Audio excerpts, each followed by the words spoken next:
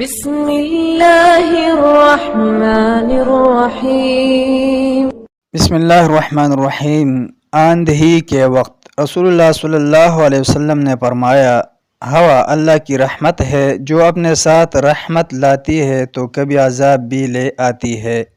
جب تم اس کے آثار دیکھو تو اسے گالی مت دو اور اس کی خیر کا سوال کرو اور اس کے شر سے پناہ مانگو۔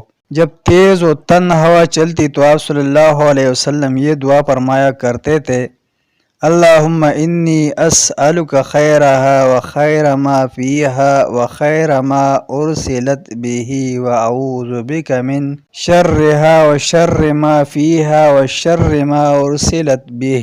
اے اللہ، میں تجھ سے اس کی خیر، اس میں موجود خیر اور اس خیر کا سوال کرتا ہوں جس کے ساتھ یہ بھیجی گئی ہے، اور میں اس کے شر، اس میں موجود شر اور اس شر سے تیری پناہ چاہتا ہوں جس کے ساتھ یہ بھیجی گئی ہے۔